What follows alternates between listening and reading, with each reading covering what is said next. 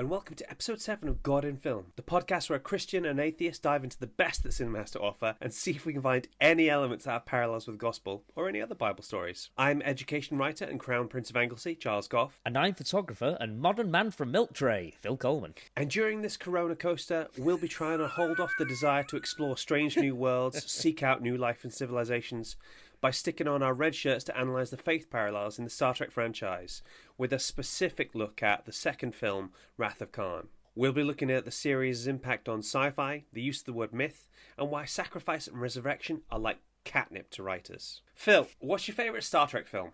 So my favourite Star Trek film is Star Trek Generations with Malcolm McDowell in it as well. It's also got a reprise from William Shatner playing Captain Kirk, and you've got Patrick Stewart in there just being wonderful as he always is. I remember my dad had it on video, and little Phil, which isn't much different from regular Phil, I must say. He picked it up, put it into the VCR, watches it, just being blown away by the production value and the sort of the tension and the scale of it. So much so that when I was a kid, I used to get a Frisbee and recreate the Starship Enterprise crashing into that planet because it was saucer-shaped. And I used to do that all the time. Loved it. That is adorable. I've got my two little ships here. I've got my USS Excelsior just delicious. There. And I recently got the Defiant for my birthday. So oh, nice. Excellent. Mrs. Goff knows exactly what to get me. My gran, to help me go to sleep when I was a kid, used to sit next to me on the couch and she'd draw a little picture of the Star Trek Enterprise, the Starship Enterprise, rather. She used to explain every little bit, like, this is the hull, these are the thrusters, and she'd draw planets around them, and it was my favourite thing. That is really sweet. I had a really sci-fi laden childhood. Yeah, evidently. I love that. It was great. I think my favourite Star Trek film has to be First Contact. It came out in 1996, which is about when I was becoming a fan of Star Trek, and there's no shortage of reasons to love it, but I think the line where Picard says, no further, the line must be drawn here. The scene with Alfred Woodard, Captain Ahab has to go hunt his whale, was absolutely amazing and still sticks with me to this day. I watched it recently, and that scene particularly, I was just watching it, and then you know the bit in Tropic Thunder where Tom Cruise's character is shouting down the phone and Matthew McConaughey's in the back just going, yeah. That's how I felt watching Patrick Stewart just kind of like, yeah, the line must be drawn here. You know, like it's just, it's great. So, fair warning, Phil. I've been a Star Trek fan for about 24 years. I've got the Star Trek encyclopedia downstairs. I know, for example, that the captain of the Enterprise B was Captain John Harriman. I know that the Enterprise D has a crew complement of 1,012 and that the Defiant has a crew complement of approximately 50. So I'm just saying it's a pretty high benchmark. I deliberately didn't look on IMDb. I haven't watched any special features. Well, so I appreciate the head start. No pressure, yeah? No pressure. Well, I guess we'll just get right into it. So this is Star Trek II, The Wrath of Khan, from 1982. American science fiction film directed by Nicholas Meyer and based on the television series Star Trek. When Khan escapes from 15-year exile to exact revenge on Kirk, the crew of the Enterprise must stop him from acquiring a powerful terraforming device named Genesis. The film is the beginning of a story arc that continues with the film Star Trek III, The Search for Spock, 1984, and concludes with the film Star Trek IV, The Voyage Home, in 1986. Now, for some trivia. I hope you don't know any of these, but you probably will. So, Leonard Nimoy had not intended to have a role in the sequel, but was enticed back on the promise that his character would be given a dramatic death scene. Yeah. Obviously. He has a very it's very famous, in fact. Well, he was ready to be done with Spock, I think, by that point. Presumably, he just couldn't hear the sound of his objections over the money truck that they were backing up to his house. I can just imagine that now. He's just like, wow, that's a lot. But it's a bit are they like all on Mark Bills? It's a bit like Harrison Ford wanting to get out of the franchise by wanting to be killed off, you know? Yeah. Khan Noonien Singh, played by Ricardo Montalban. I don't know if that's how you pronounce it. And if there's another way of pronouncing it, then that's automatically wrong, because you do it with such flair. Montalban is a character who first appeared in the 1967 Star Trek episode Space Seed. The computer simulation of Genesis transforming a dead planet into a habitable one, and habitable planets into dead planets, is the first complete computer-generated sequence ever used in a feature film. It is a direct brainchild of ex-Boeing engineer Loren Carpenter, who after Boeing went to join George Lucas's Industrial Light and Magic. Lauren Carpenter also went on to found and name Pixar. No. Yeah. That's awesome. Those computer graphics for the Genesis device, they hold up. They're pretty decent. I was just watching it a minute ago, and I was like, hey, I tell you what, that's all right, actually. I'd be pretty pleased with that if I'd made it. So it is a Star Trek running gag that there is a Federation embargo against Romulan ale, but this still doesn't prevent resourceful people like Dr. McCoy, using medicinal privileges as a loophole, from procuring some for Admiral Kirk as a birthday gift. And many Star Trek captains and flag officers have, over the years in Star Trek canon, viewed it as something as a status symbol, much like Cuban cigars in the United States. There's a brilliant bit in Star Trek 6 where things have really not gone well, and Kirk sort of leans over and says, "Computer, make a note that no Romulan ale will be served at diplomatic functions."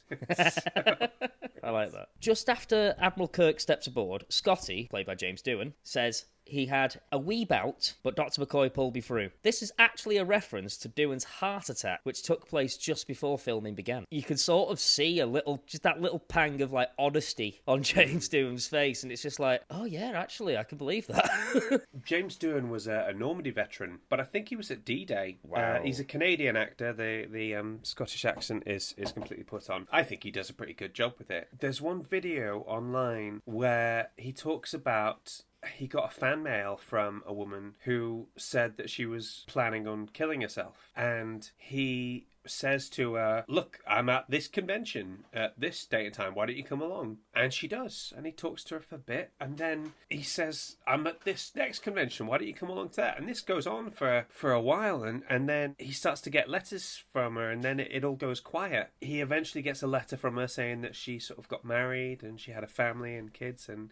And then he ends it by just saying, and that was the best thing I ever did in my life. I'll tell you what, we'll put a link to that video in YouTube in our description so you can check it out for yourself, because I am absolutely not doing it justice. Yeah, it's incredible. Fantastic. What a wonderful, wholesome use of fame and of status. Yeah. What a credit to him as well. Yeah. So...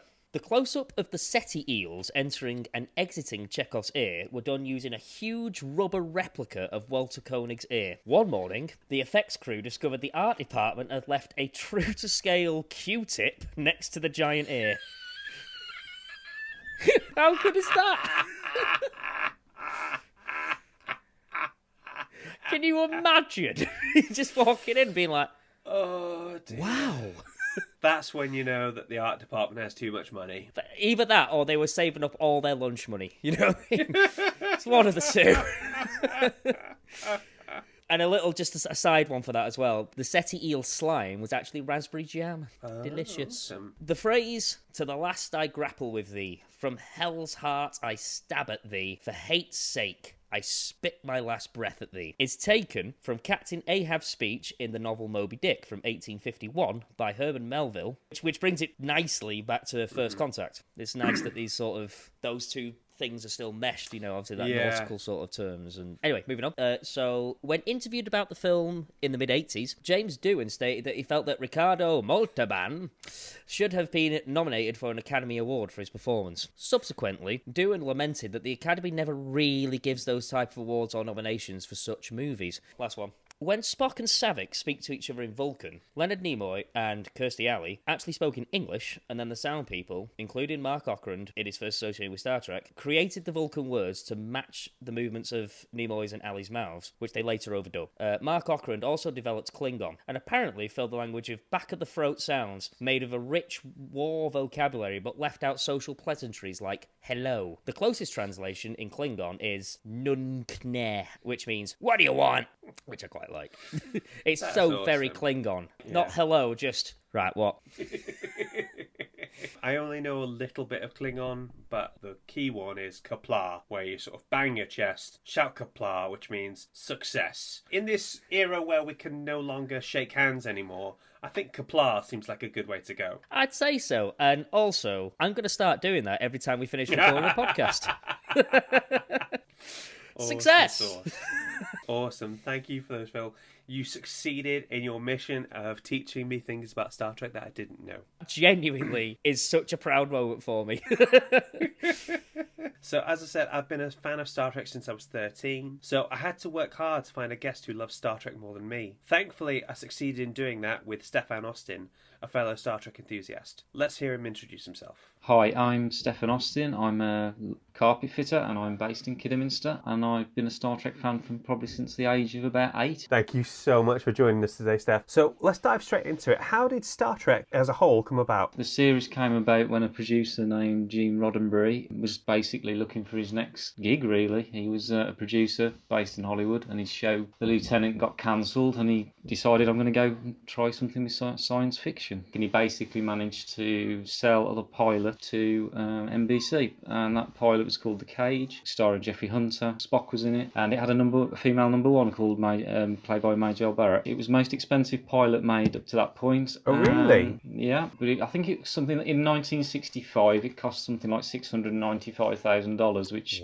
is a lot of money now, so I'm guessing inflation. So that got made, and basically the network didn't like it. I think they liked it, but basically they said it's too cerebral. They didn't like Spock either. They thought he was too satanic in appearance and would upset viewers. You know, the captain's a little bit of a different character in that. He's a bit more sort of troubled and inward looking, but they must have liked it enough because they basically did something that had never been really done before, which was to order a second pilot. But maybe it's because they spent so much money on the first pilot, they thought we need to recoup our expenses some way or another. Yeah, we've got something here maybe, but let's try and not just write off that $645,000. But they slightly redesigned Spock, and they started to cast all the crew as the cast we know them. And off the strength of Where No Man Has Gone Before, which is the title of the second pilot, they basically liked it enough to sort of commission it for a full season. So yeah, that's where it all began. It carried on. It never did that well ratings-wise. It was okay during the first season, but it did slowly decline. And I think they were thinking about sort of ending it. But there was a Save Star Trek campaign, and they campaigned to NBC, and they were that impressed by the sort of response from the fans over this show that they thought, we'll commission it for another second season. And I think that's probably where it hits its peak, actually. At some point through the second season, Gene's had enough, he's stressed, he's burnt out, and he sort of leaves the show. Oh, really? Yeah, he goes. And also Gene Coon, who had been responsible for a lot of what, you probably classic episodes. He goes on to another project, so does DC Fontana. And then the NBC decides to save the show after the fan campaign, but they cut the budget. They move it to 10 o'clock on a Friday night, but there's people left to sort of carry it with less money. I think the third season does struggle a little bit. There's still some good episodes, but overall it's sort of a little bit hit and miss. And by end of that third season, they decide to cancel it. The TV series gets cancelled in 1969. Yeah. Nothing happens for a long time, and then Star Wars comes out, and Paramount starts thinking, don't we have a sci-fi franchise hanging around somewhere that we could use? Yeah. And that's when the films start coming out, don't they? Looking at the 70s, there's a bit of a there's a lot of sort of we're nearly starting something, then it doesn't happen. Conversations with Gene about doing something with it, and then I think by about the mid-70s they're talking to Gene Roddenberry about doing it as a series, and suddenly they thought, we've got this property. No, we don't want to do a series anymore. We want a film. We want that sort of level of success. Basically, they go into development of the motion picture. It just had a troubled production, and its costs overran a lot. So it wasn't a failure in terms of they didn't lose money on it. It wasn't the ideal experience for the studio, I don't think. Why is Wrath of Khan so important to the franchise? Because if it hadn't have been a success for a start, there would have been no more Star Trek. Given the numbers that they did on the first one, they were going to do a sequel, but if that sequel had failed, it would have ended there. It sort of redesigns the look of the films, and most importantly, they did it on a very tight budget. It's like they brought in a new producer, Harve Bennett, and said to him, can you make a Star Trek film for less than $44 million? And he said, for that money I can make you 3.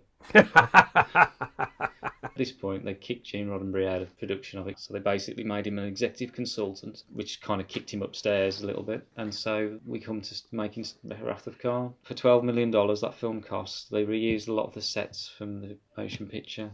It's very much sort of got that feel of the original series. So I didn't realise this till recently. It was made by the TV division of Paramount. So the TV producers are more used to working fast and cheap in this area. Yeah. So, and exactly. I mean, a lot of the sets, the real lions, the Enterprise, same set, redressed. We rewatched it recently, and it's the first time I've ever seen in the Botany Bay that Khan is reading Moby Dick. Yeah. And you realise that Khan is Captain Ahab and Kirk is his white whale. Yeah, and he's sort of singularly focused on Kirk. It doesn't matter, he's mentor and talk to him, and it's no. Let's talk about Spock's death. There was quite a strong fan reaction to that, wasn't there? Basically, I think they were trying to keep it secret. Somebody leaked it. I think Gene Roddenberry might have leaked it. A lot of the fans weren't happy about it. There was a bit of a letter campaign. A few took out trade adverts, sort of asking them not to kill him off. But I think one of the things that swayed them, I don't know which is the main thing, but because originally the film just ended with Spock's death, I think it was just his funeral scene at the end. And then the test screenings were very sort of disappointing with that ending. People it was like they were filing out of a funeral, very sort of deflated, like it was a good film but it just ended on this downer. And so they said, well, we've got to do something. So all they did was they did that extra shot of the photon torpedo tube landing on the planet, and Leonard Nimoy does the voiceover at the end of Space the Final Frontier. Though this was what I think this was already in, about him going up to McCoy and saying remember.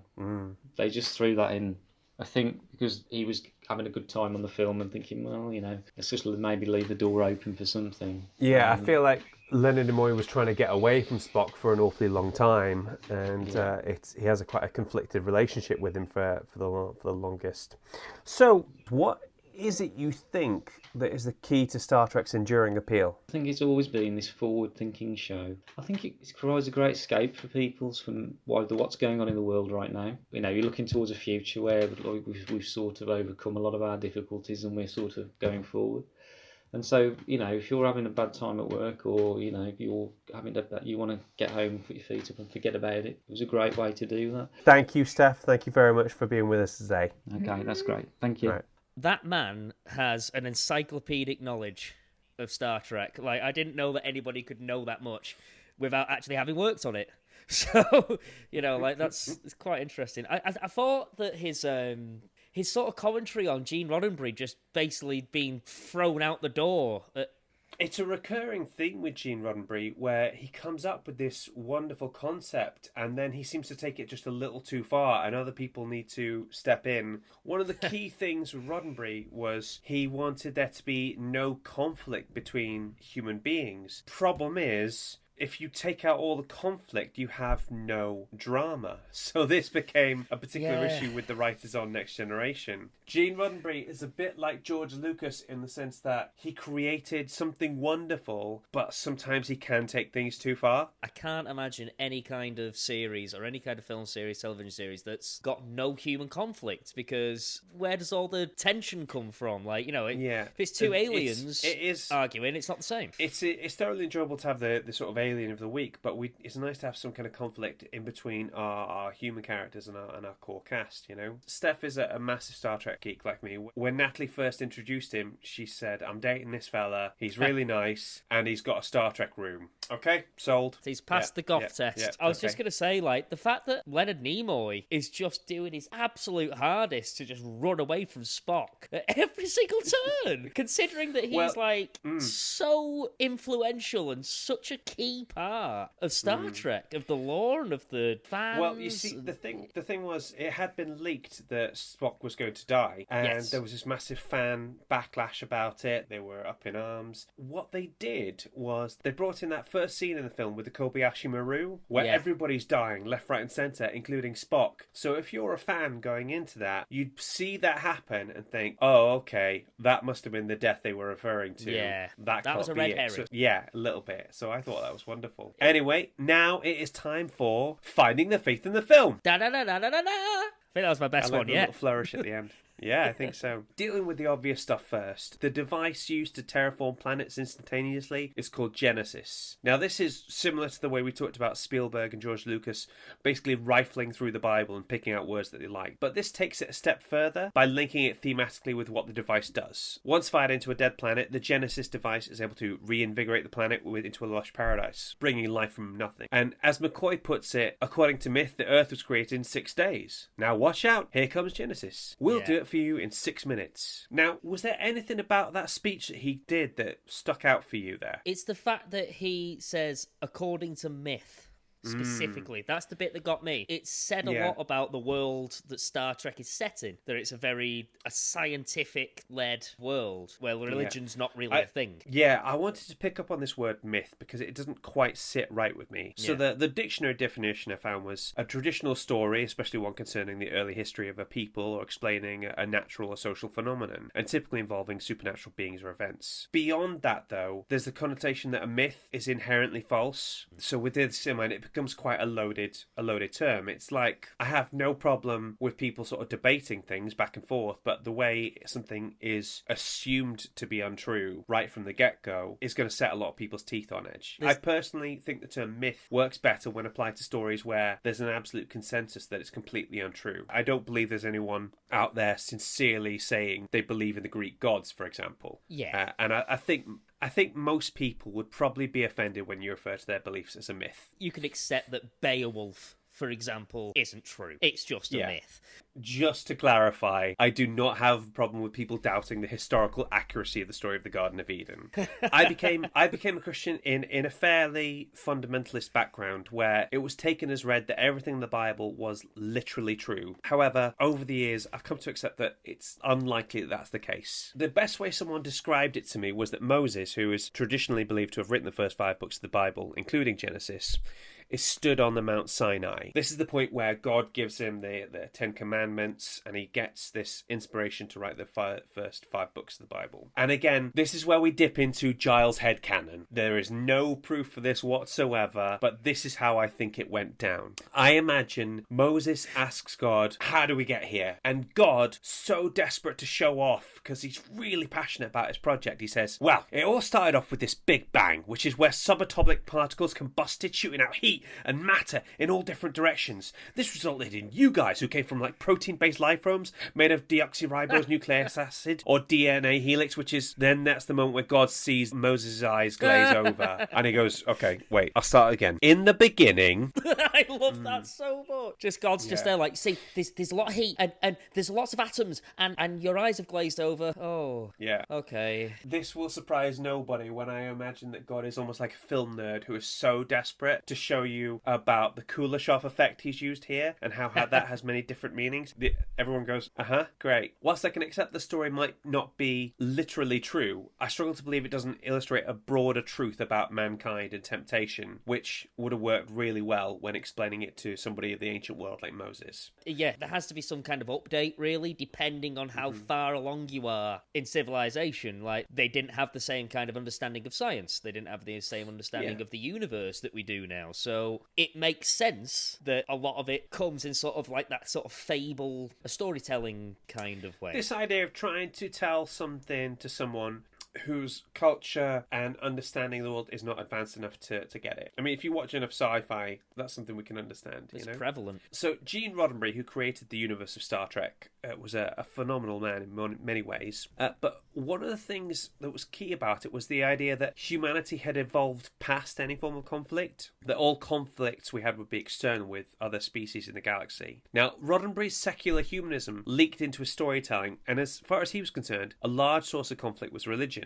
So Ronald D. Moore, who was arguably one of the greatest Star Trek writers, said in an online chat that Gene felt very strongly that all of our contemporary Earth religions would be gone by the 23rd century. And while few of us around here actually share that opinion, we feel that we should leave this part of the Trek universe alone. And Brannon Braga, who was one of the series producers, said, in Gene Roddenberry's imagining of the future, religion is completely gone. Not a single human being on Earth believes in any of the nonsense that's plagued our civilization for thousands of years. This was an important part of Roddenberry's mythology. He himself was a secular humanist, and he made it well known to the writers of Star Trek and Star Trek The Next Generation that religion and superstition and mystical thinking were not to be part of his universe. On Roddenberry's future Earth, everyone is an atheist, and that the world is better for it. Now, that's fine. Essentially, all that's saying is, gosh, wouldn't the world be a better place if everyone just agreed with me? Yeah, it's a narrow way of thinking, and it's quite self-absorbed as like a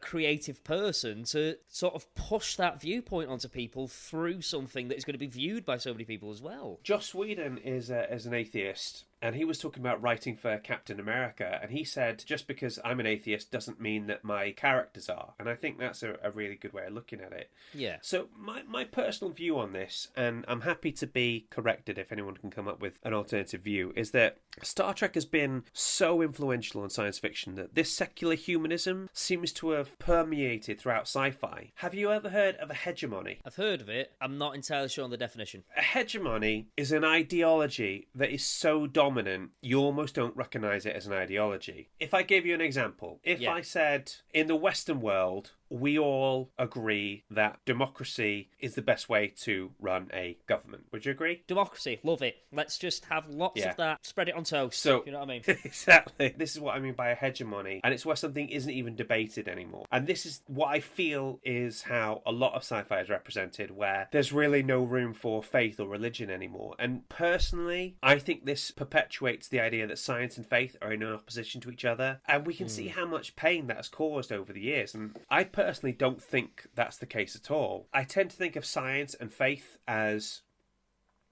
two ways of trying to explain the way the world is, but coming from two different angles. Religion is like this prescriptivist view saying, well, the world came into being this way because of this and all that and all the rest of it. And science is saying, well, the world's like this and we got this stuff over here and we're definitely sure we got that. They're almost kind of grasping towards each other, but there's this gap in the middle. The way I which sort never of quite gets closed. The way I sort of think about it is that religion, in many of its forms, is sort of like the why, whereas the science is more of like the how. Exactly. The science is there going, the Big Bang, not entirely sure what caused it, might have been God. However, this is how the Big Bang actually happened.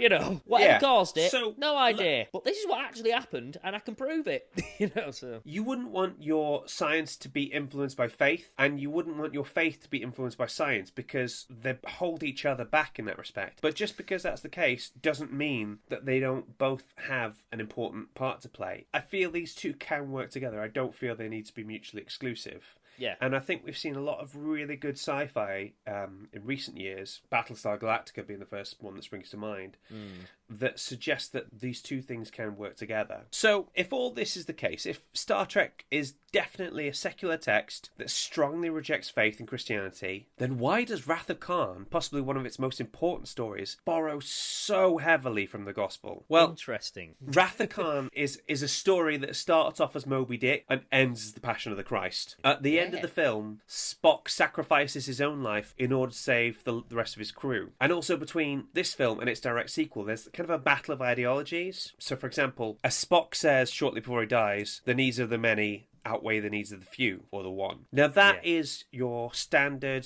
utilitarian argument, and it's well understood. Your basic philosophy student would figure that out and understand it. However, in the following film, Kirk risks his own life and that of his crew to rescue Spock. And when Kirk and Spock are finally reunited, Spock asks, "Why did you do this for me?" And Kirk replies, "Because the needs of the one outweigh the needs of the many." And that's fascinating, because that is the absolute opposite of a utilitarian argument. But it is also absolutely key to one of the gospel messages. And if I give you just a little bit of a section from Luke 15, 1-7. Now the tax collectors and the sinners were all gathering around to hear Jesus. But the Pharisees and the teachers of the law muttered, "This man welcomes sinners and eats with them." Then Jesus told them this parable. "Suppose one of you has 100 sheep and loses one of them. Doesn't he leave the 99 in the open country and go after the lost sheep until he finds it? And when he finds it, he joyfully puts it on his shoulders and goes home. Then he calls his friends and neighbours together and says, 'Rejoice with me, I have found my lost sheep.' I tell you that in the same way, there will be more rejoicing in heaven over one sinner who repents than over 99 righteous persons who do not need to repent." And it just felt like there was this really strong connection between these two things. On an objective level, Kirk should just leave everything alone and keep everybody who's got with him safe, but he risks everything for this one person that he loves. And there's this belief, it's not quite Giles' headcanon, it's this idea that your salvation from God is personal, that even if there had been no one else, he still would have died for you. Yeah. And that's something that I think resonates with me particularly, and it feels like something that's reflected in this story here. Does that make sense? It does, and as like a following up from that as well, what it sort of makes me think of is you look at Spock. Spock is logic, he is science, he is answers, he is everything that you would think in. He's sort of like a scientific text if he was walking around in human form, well, Vulcan form. Yeah. You know what I mean? Like, absolutely. Whereas Kirk always goes by his gut. He always trusts himself and his faith in himself. And for me, it's personified in those two characters. Spock is the science. Kirk is the faith. Kirk couldn't live without the logic of Spock and that friendship that he had. They almost become allegorical figures in that sense, Yeah. you know, that Spock represents science, and Kirk, depending how you look at it, can represent humanity, he can represent faith, he can represent a number of things. I found it interesting what Steph said, that Gene Roddenberry kind of got kicked off the shoot for Wrath of Khan, because there's that one line Spock utters shortly before he dies: "I have and always shall be your friend." And to me, that has massive echoes. I know it gets you, doesn't it? I watched that a minute ago, and I was just there like, oh, Spock, oh, you know, just like I was getting choked up. For me, it has massive echoes of John 15:13, which is this line where Jesus says, "Greater love has no one than this, that a man laid down his life for his friends." And I find that word friends fantastic. He doesn't say loved ones, he doesn't say family, he says friends. And that's always resonated with me, because my friends have always been the best of me. They've always brought out the best of me. And the connections, for me at least, are unavoidable. I'm not as familiar with the gospel as you are, obviously, but it makes sense. I think as well, like with friends, if you're going to talk about friendship and the connection that you have with friends, like it's not a connection that you immediately will have with somebody. It's sort of environmental. It's almost learned as a relationship would happen. Like for example, you are born and you will always have your mum and dad there, and you'll always have that connection that is almost like an inherent connection. Siblings, grandparents, that kind of thing. But friends, you meet these people throughout your life who have different families and different people, and sometimes those forged connections can mean so much more.